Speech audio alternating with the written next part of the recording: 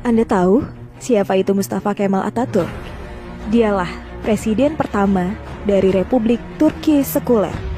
Dialah dalang di balik kacaunya Khilafah Utsmani, sampai Khilafah Utsmani harus runtuh pada 3 Maret 1924. Dan ketika Mustafa Kemal Atatürk berkuasa di Turki, dia menjadi diktator pertama dalam dunia Islam. Dia yang memerintah dengan tangan besi. Habis semua umat Islam dalam genggaman tangannya.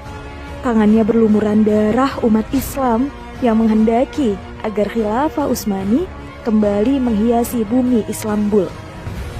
Mustafa Kemal juga yang berhasil menghapus segala bentuk hukuman syariah. Dia yang menghapus hukum potong tangan bagi pencuri, hukum rajam bagi pezina, hukum kisos bagi pembunuh, lalu diganti semua itu dengan hukuman penjara.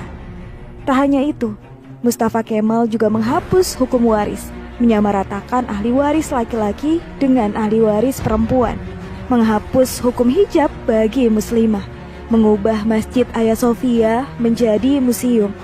Kalimat azan diganti menjadi bahasa Turki, menggalakkan minum-minuman khamr di tempat umum, dan menjadikan majelis-majelis ilmu, kemudian menggantinya dengan tempat-tempat lokalisasi pelacuran dan diskotik. Tak hanya mengubah sistem pemerintahan Turki yang islami menjadi sekuler, Mustafa Kemal juga memiliki sifat sombong sebagaimana Fir'aun. Dalam suatu kesempatan, Mustafa Kemal berpidato di hadapan para tentara, ex-tentara khilafah.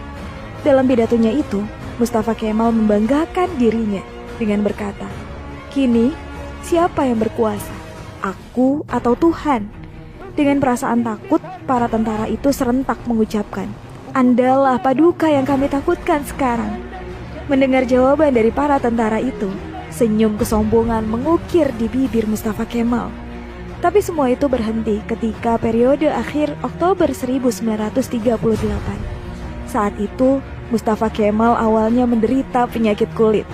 Namun, Mustafa Kemal menderita penyakit tambahan yakni malaria, liver, dan penyakit kelamin.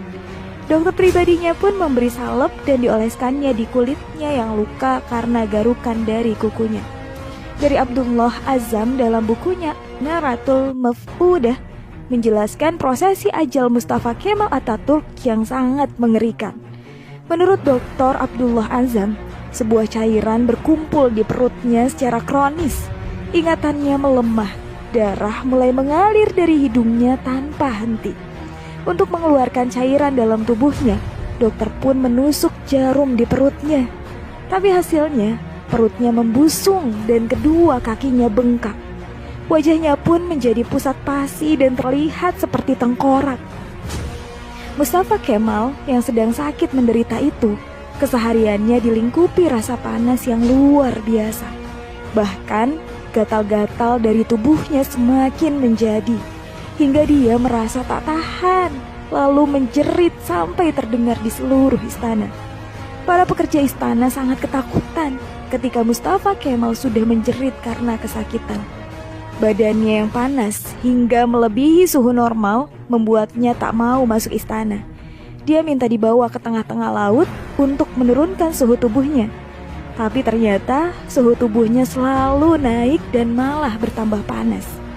Syekh Dr. Said Hussein Al-Afani dalam kitabnya Al-Jaza min Jinsil Amal mengisahkan bahwa sebenarnya Mustafa Kemal sudah mulai menderita kanker hati pada tahun 1936. Tapi anehnya para dokter yang mendiagnosa baru mengetahui bahwa Mustafa Kemal terkena kanker hati pada tahun 1938.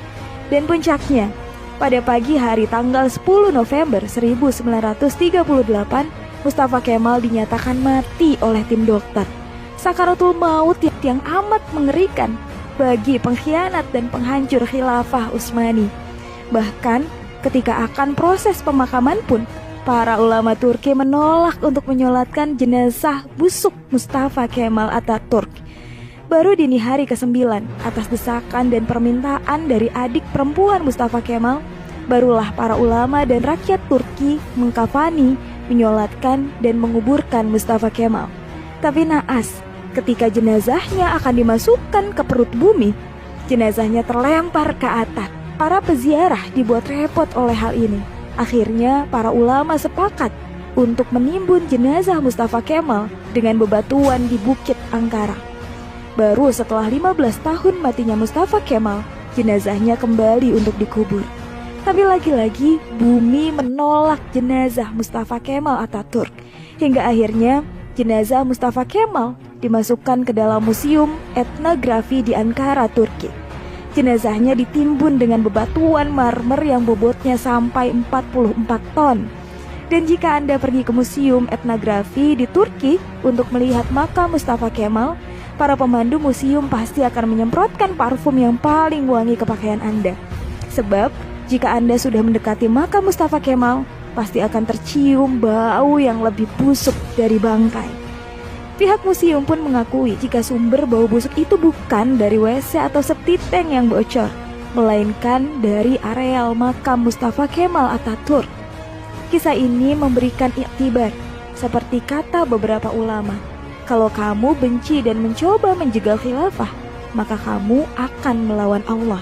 Lihat, kematian yang mengerikan menimpa Mustafa Kemal Atatürk laknatullah, si penjegal dan penghancur khilafah Utsmani. Aroma bau yang terus keluar dari makam Mustafa Kemal adalah cara Allah memperingatkan kepada siapa saja yang mencoba sombong dengan kekuasaannya dan melawan syariatnya, maka dia pasti akan mendapatkan kematian yang terhina. Wallahu a'lam bishawab.